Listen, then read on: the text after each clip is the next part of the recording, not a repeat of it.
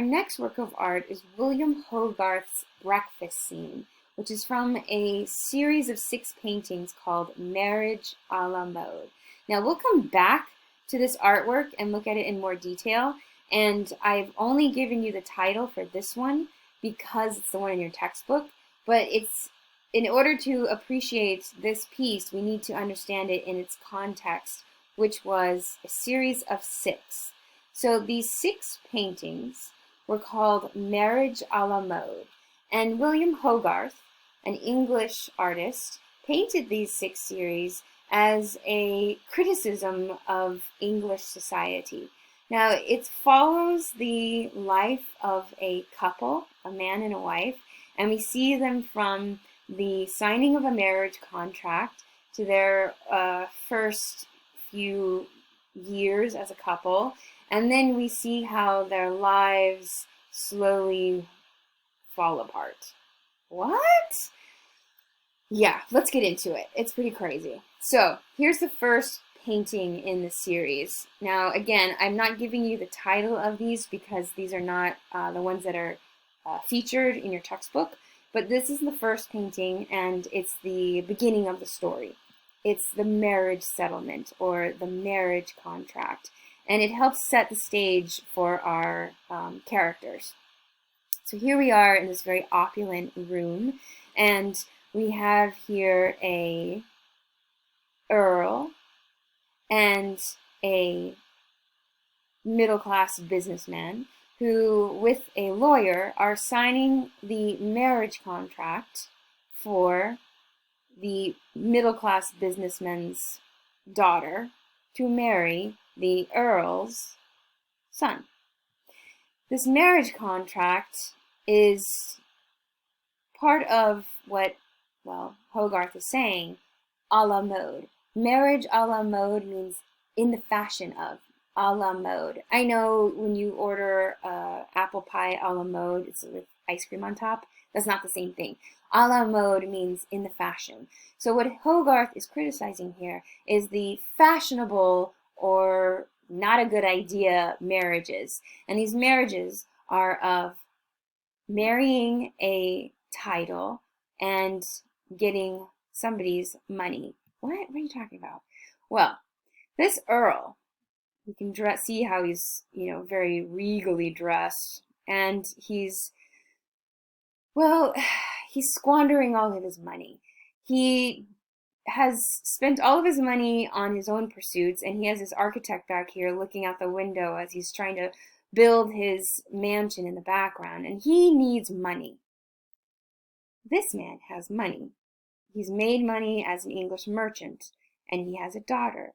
So they're going to get her money, and she is going to get his nobility.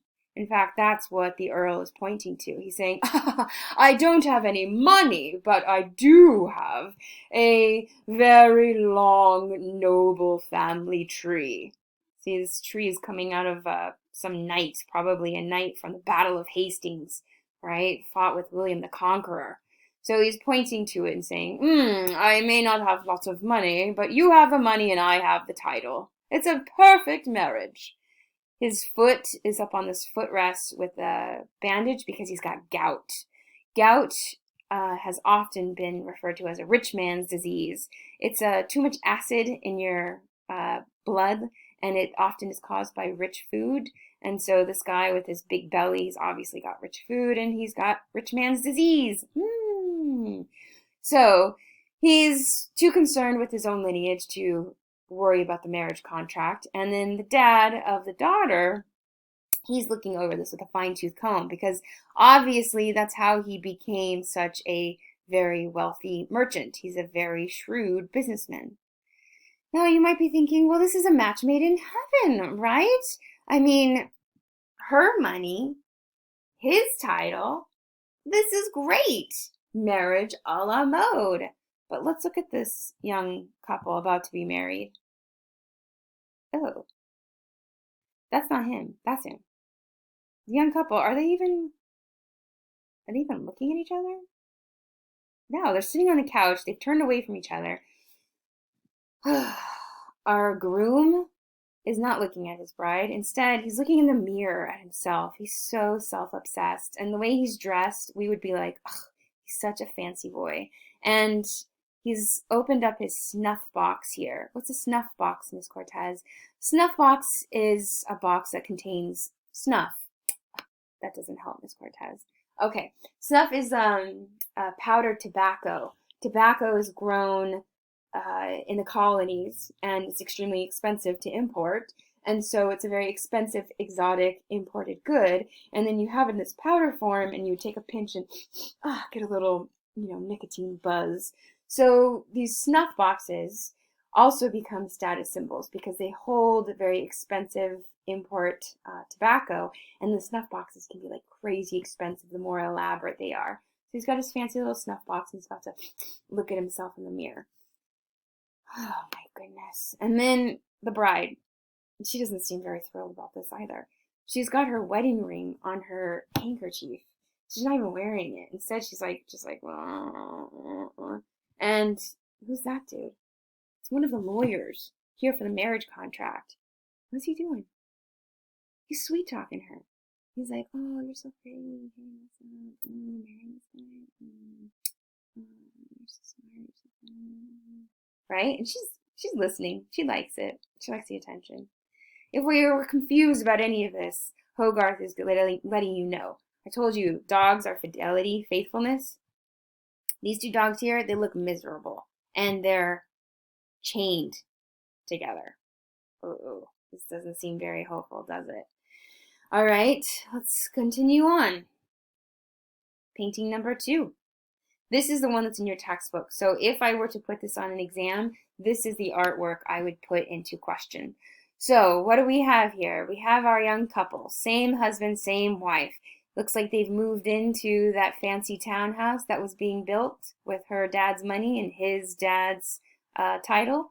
And wow, it's like stuff strewn all around. The butler there scratching his wig, writing a chair. There's a candle that's burned down to the bottom. A few more. Got some papers, some musical instruments on the ground. Looks like there was a party last night. Oh, looks like this marble bust is fallen down and its nose was broken. Oh man. Well, what we're supposed to piece together is that there was a party last night, and it must have been crazy. The fact that there's this violin in the foreground here is telling us this was a lustful party. Lustful? Why? Well, musical instruments are often, in terms of iconography, musical instruments are often used as a symbol of lust. I mean, think about it. You see a guy and you're like, oh, that's cool. And you find out he plays guitar and he's like twice as sexy. It's because of music. And so here, okay, music. So, some kind of a party was going on. The poor butler, he's all hungover. His stockings are falling down. He's trying to clean up.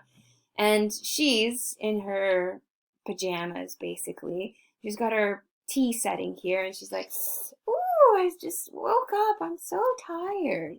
And then she's holding something in her hand. We'll get back to that. Now, over here is our husband, and he's not in his pajamas. He's in his clothes from the night before. So he didn't spend the night at home. While she was having some party, he was out. Doing what? Well, let's see what this dog is up to. Dog's faithfulness. The dog is smelling a bonnet in his pocket, and it's not his wife's bonnet. Excuse me? Yeah, he's been cheating. If you were confused, look, there's his sword, and it's broken. Broken sword, broken, I'm just saying. Now, he looks terrible. He looks miserable, and he's got this black spot. That black spot is a type of cosmetic that, yes, makeup was used, and you could put a little beauty mark to kind of highlight a feature or show you're flirtatious or gallant. But black spots, you could also, they're pieces of silk or felt that you could cut into various shapes and then use like a tacky glue and then cover up any kind of sores or herpes or syphilis marks. So he's got this big blotch on his neck to cover up some kind of VD. He's got an STD, you guys. He's dirty. Again, the sword is there to tell you it's dirty. Now, what is she doing? Has she been home having a party with friends? Well, she's holding in her hand a compact mirror. Mirror, symbolizing, signaling somebody. She's like, he's home. Hurry, get out the door. Hurry, hurry. So she wasn't spending the night alone either. Oh my gosh. There's no hope for this couple. In fact, if we look here at their what would we call him? Steward. He's holding the ledger, so the budget, the family budget, and he's got all these bills, all their bills. And what's he saying? He's like, these kids are spending all the money. Ah! I mean, they're not even a great couple. I mean, they're not even a great people. Not only are they cheating on each other, but like, look at what they've hung in the dining room. We have here these three very big pieces. They look like saints or apostles, religious figures. And then this, a green curtain over a naked foot. That's like the Venus of Urbino. There's a naked woman boudoir painting in the dining room, and it looks like somebody was taking a peek at it last night. They're gross. This is disgusting. If you're not convinced at their lack of taste, then here on the mantle, they have all of these statues that are cluttering the mantelpiece. These statues, if we were alive at this time, we'd easily recognize these as just kind of like little cheap statues that you would buy at like a convenience store. They're not any kind of high art. Instead, she's just bought them and just cluttering up things. I don't have hope for this couple, do you? No. Here we go. Here's number 3. Number 3 is called the inspection. And what we see is our husband, and there he is, and he's in this apothecary's office. Apothecary is kind of like a doctor making potions or serums. Here's our doctor, and he's trying to clean his glasses to take a look at the pills and medicine that he's prescribed to this man here. And his doctor's assistant is here. Ooh, she's got some beauty marks hiding some sores as well. If we look around, he's got a narwhal horn. He's got these weird diagrams. I mean, I don't know about you. I don't have a lot of confidence in this guy. And if his assistant is any sign, I don't think that he's a successful doctor. And he's here not with the wife, but a very disturbingly young woman. And he's here because he's here to complain about the medicine. He's saying, it's not working. I told you he's dirty. And if you will need to know, the ointment jar is right next to his crotch. And she's got her own ointment jar, and she's dabbing it on her sore. This guy is gross. He's got this young kid mistress, and he's now given her an STD. He's at this quack's shop, and he's like, the ointments you gave us aren't working.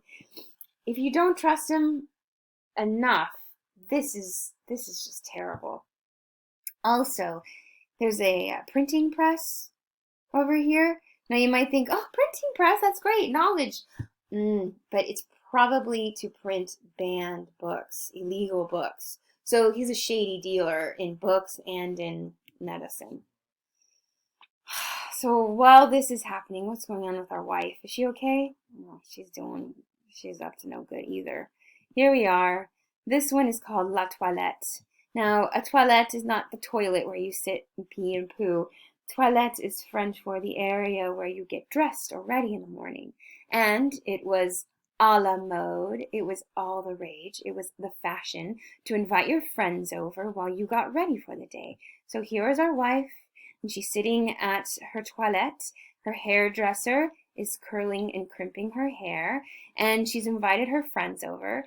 Now, the idea of the toilette is that you're supposed to be discussing the news of the day and the philosophies of the period and listening to elegant music and I'm just kind of enlightening yourself. Does that look like this crowd? Is that what they're doing? No. We see, is this beautiful music being played here? It looks like they're really struggling to sing and play that flute. And then her friends that are here, I don't think they look very high-minded. This chick here, she is obviously just like gossiping. She's like, okay, I heard and he heard. And then this guy over here, he's like, girl, tell me about it. Ah, scandal. So this is not great. This is not high-minded ideas. Now, she's trying to be all the rage by having a toilette, an audience while she's getting dressed. And she has an African servant. At this time, England has been expanding their empire in Africa. So, of course, it would be all the rage or the fashion to have a servant from Africa. At this time, also, England is establishing its colony in India, and so she, of course, has to have a little Indian boy as a servant. So this little guy here is another one of her servants. Now he's pointing to something that is going to make sense soon. We look at her, and she's not paying attention to her friends. Instead, she's paying attention to this guy. Does he look familiar? It's the lawyer from the first painting. He's still hanging around, and he's holding in his hand tickets to a masquerade ball. He's pointing to one of her painted screens that has a masquerade ball, and he's like, babe, I think we should go. Yes, let's do this. That's not a good idea. She's paying attention to him. What she's not paying attention to is her kid, because she's had a kid. Where's the kid? Where's the kid? Where's the kid? Kid's not here. You know why? Well, I know she's had a kid because she has a baby teething ring right here. Draped over her chair is a red velvet ribbon, and it's attached to a little silver cross, and out of that silver cross is a red piece of coral. These are very common teething tools during this time. They thought it would help ease the pain in the gums. So she's got a kid who's got a teething ring here, and no kid. She's a bad mom. She doesn't care. And if we have any concern or any question of doubt about her and the lawyer, going back to this guy, he's pointing to a man with a elk head or a deer's head. This elk head is a symbol of a man who is being cheated on. So he's looking right at us, the viewer, and he's like, yeah, she's cheating on him. Check it out. What's going to happen? Oh, now if we were to look at all of the paintings around, we would talk about them in more detail, but I like this one specifically. Painting above her is a painting by Rubens, and it's Jupiter and Io, and it's specifically about the Greek myth, or Roman, if I say Jupiter, the Roman myth in which Jupiter, king of the gods, he cheats on his wife Hera, Juno, all the time. And he comes down in the form of a cloud to make love to this beautiful young woman named Io. So cheating, everything, we know. This is our second to last. I know this is a long video clip I'm giving you here, but I can't resist. I can't stop and not look at these. So this one is called what's it called? The bagno, or the hotel, or the motel, the hotel. But it's a cheap hotel. And what we have is our wife, our husband, who's been mortally wounded by this sword, by the lawyer. It's after the masquerade ball. There's the bed. There are their costumes. You know, when people put on masks, they get up to all of this naughty business because they don't think that they can be identified. So they went to that mask ball. They came back to this cheap hotel.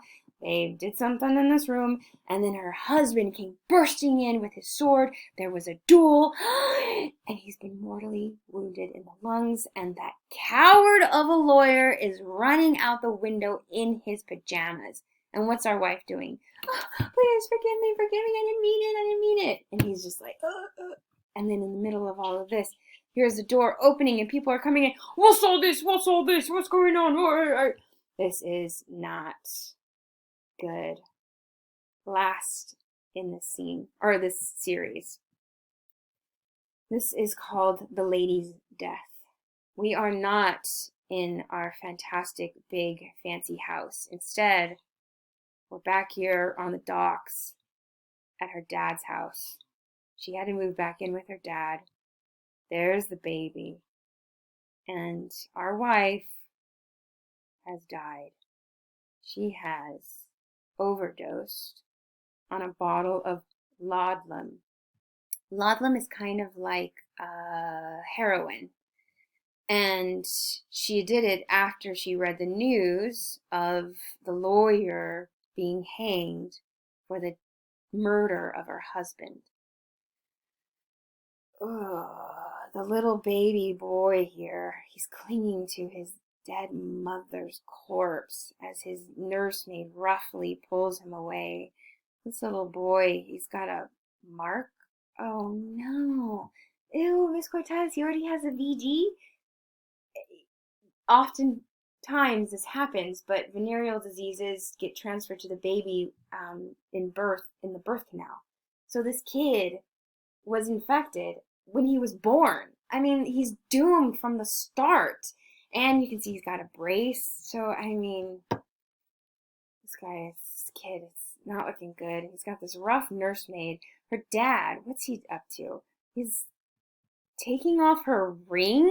He's taking off her jewelry. Rather than mourning the death of his daughter, he has been such a miser. He's so cheap that he's concerned about the jewelry rather than his daughter. If you're not convinced, when we look around his house, we see, art that is just tasteless. A guy peeing into a piss pot.